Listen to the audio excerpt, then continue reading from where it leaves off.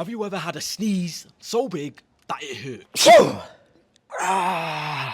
That's exactly what happened to Bolton Wanderers striker Victor Adebayo. So much so that he missed his team's EFL trophy win because of it. The 26-year-old suffered a back injury which was set off by the, quote, hefty sneeze.